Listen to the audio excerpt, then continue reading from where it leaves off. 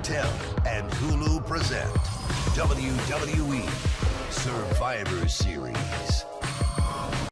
Hello tout le monde, on se retrouve aujourd'hui sur OJT pour le WWE Fact sur les Survivor Series 2017. C'est les 30 ans des Survivor Series et ils ont sorti une carte plutôt intéressante, vous verrez. Alors, ce Survivor Series se déroulera au Toyota Center à Houston, dans le Texas. Donc, on va commencer tout de suite par le kick-off de ce pay-per-view qui sera, pour l'instant, il n'y a qu'un match qui est annoncé, c'est le match pour le titre Cruiserweight entre Enzo Amore et Kalisto. Donc, pour ce match, ça va être assez rapide parce que je m'en bats les couilles. Je vois Enzo Amore conserver sa ceinture contre Kalisto parce que je ne vois pas l'intérêt de le rendre à Kalisto. J'aime pas trop quand les titres font un petit manège entre toi et moi.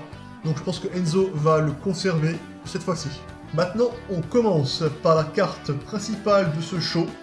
Et tout de suite, on va parler du match champion contre champion. Le champion intercontinental, le Miz, affronte le champion des États-Unis, Baron Corbin. Alors, c'est un match qui m'intéresse.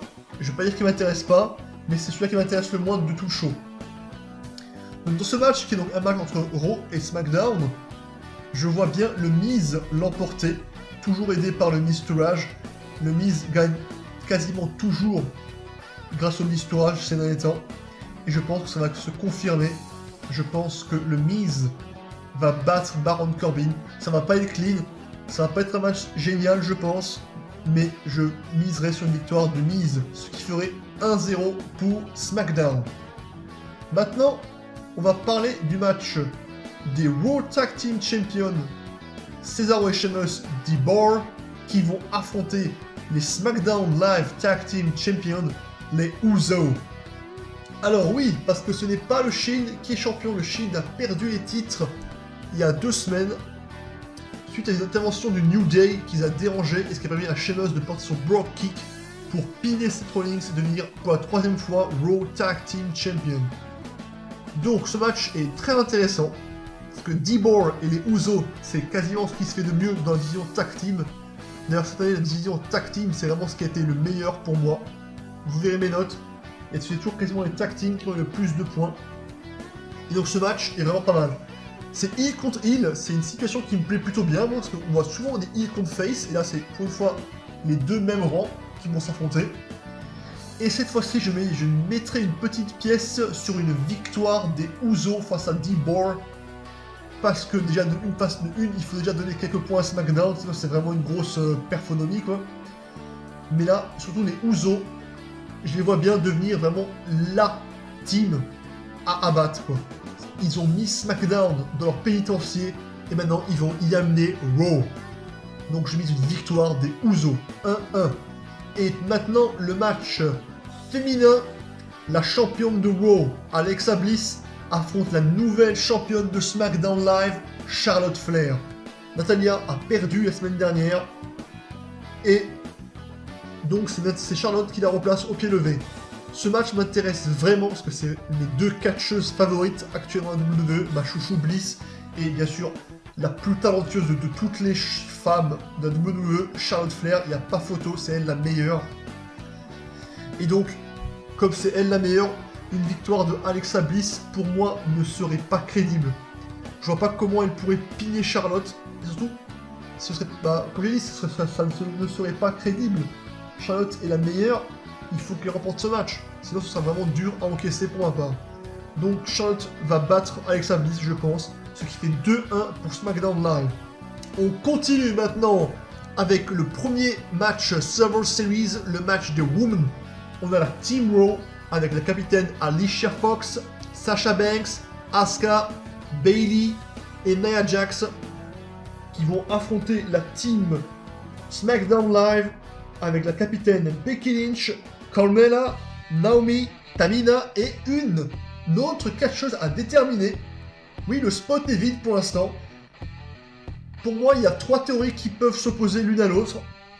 Il y aurait Natalya, ce qui serait le plus logique, puisque c'est elle qui était championne et qui devrait peut-être rejoindre l'équipe. mais vu que le spot est à définir, je ne pense pas que ce sera elle. Sinon, il y a Paige. Paige qui aurait dû d'ailleurs être dans la Team Raw, mais elle a pris une photo qui spoil son retour. Et donc la WWE, on voulait faire une surprise, donc ils ont changé la donne et ont mis Bayley à sa place. Donc peut-être qu'ils vont faire venir Paige à SmackDown. Moi ça me plairait vraiment beaucoup, parce que Paige je l'apprécie beaucoup. Et aussi sinon, la dernière théorie qui s'oppose aux autres, c'est une théorie qui me plaît, mais alors pas du tout, mais pas du tout. Ce serait le retour de Nikki Bella. Vous le savez, c'est quelque chose que je n'apprécie pas du tout. Mais c'est possible qu'elle revienne. Quoi qu'il en soit, les deux équipes sont vraiment très très bonnes. Il n'y a pas de quelque chose qui est vraiment en dessous de l'autre. C'est un match qui, à mon avis, va être super intéressant. Mais Raw a un point que SmackDown n'a pas, c'est qu'ils ont Asuka.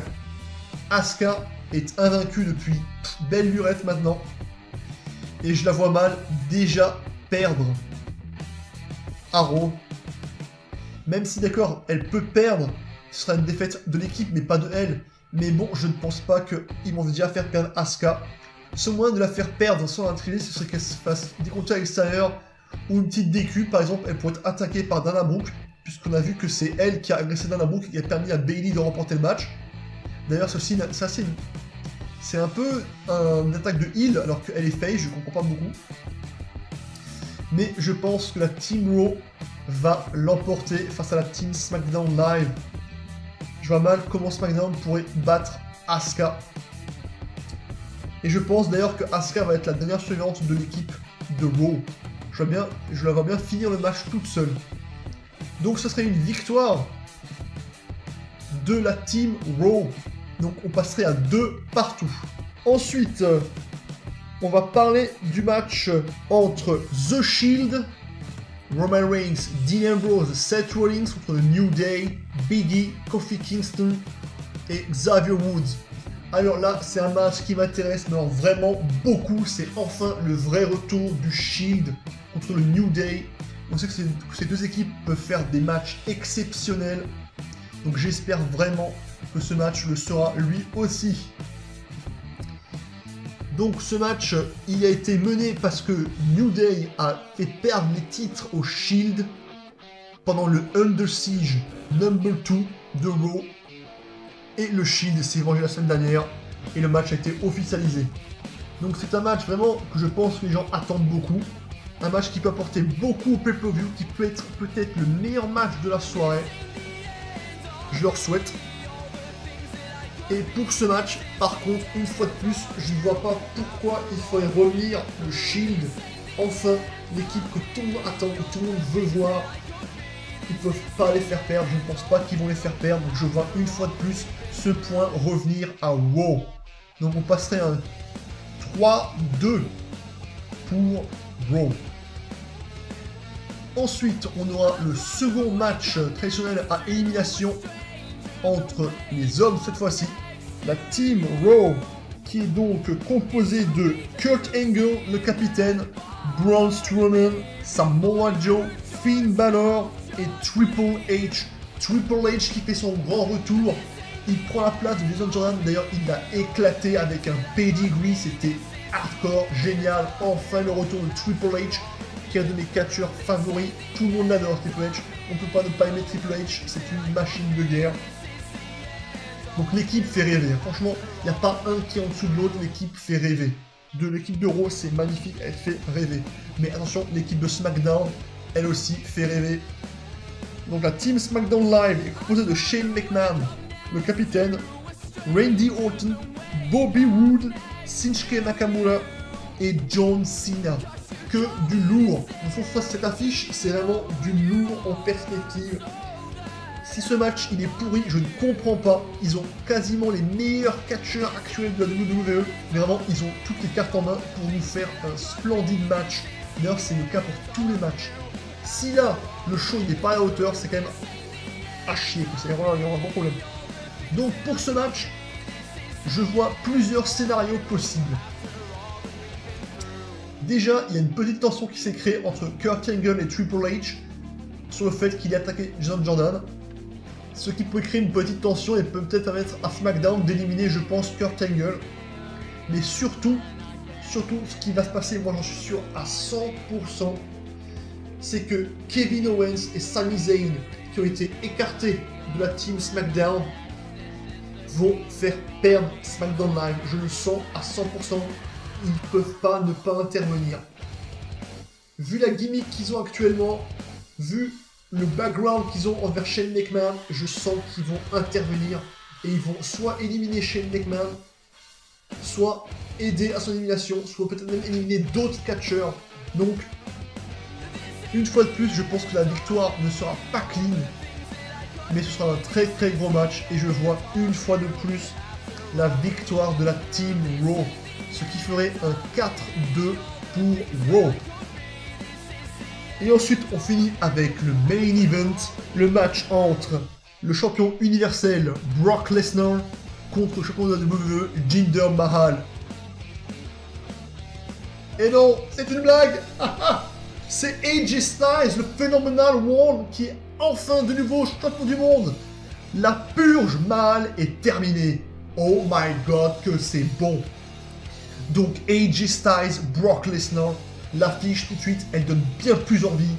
Et j'espère que ce match va être bon, même si on le sait tous qu'un match de Brock Lesnar, c'est souvent de la merde. Et oui, parce que AJ Styles peut faire un match de malade, mais je sens que Brock Lesnar va gâcher ce match. Et le match ne durera peut-être même pas 10 minutes. On connaît. Avec Joe, ça a duré 6 minutes. Avec Swan, 9 minutes. On était hypé à mort et ça fait de la merde. Donc là les amis, ne vous hypez pas trop. Parce que Brock Lesnar va sûrement gâcher le match comme à son habitude. Et je pense aussi qu'il va remporter ce match parce que il faut que Monsieur la Beast, Monsieur l'Indestructible, et ben il gagne tous ses matchs jusqu'à WrestleMania. Alors qu'on s'en bat les couilles de Brock Lesnar. Bordel. Nous, ce qu'on veut voir, c'est une victoire de AJ Styles sur Brock Lesnar. Parce que AJ Styles, c'est le numéro 1. Et ça, tout le monde le sait. Donc, ils vont nous sortir une victoire de Brock Lesnar. Ça me casse les couilles. Donc, ça ferait un 5-2 pour Raw. Donc, en conclusion, d'après les pronostics, SmackDown Live, à mon grand regret, parce que je suis un fan du show bleu depuis tout petit, va se faire défoncer à Survivor Series. Et je trouve que c'est pas juste. Il met vraiment pour moi déjà trop Raw en avant. Et ça me casse un peu les couilles. Mais je sens que ce show a du potentiel. J'ai été vraiment déçu d'habitude par la WWE. Mais là, j'espère qu'ils vont pas me décevoir une fois de plus. S'il vous plaît, faites-nous un grand show. Il n'y a que des belles affiches. Il n'y a que des belles affiches. Donc ne nous gâchez pas tout le plaisir. Et faites-nous un gros show. Et j'espère que je me trompe parce que vive SmackDown Live. Et vous, les amis, que pensez-vous que qui va se passer? Mettez vos pronostics en commentaire. Dites-moi si ce show vous hype ou pas. Quel match vous hype le plus? Qui voyez-vous gagner, Raw ou SmackDown? Et surtout, bon pay-per-view à tous. On se retrouve lundi ou mardi pour les résultats. Allez, ciao!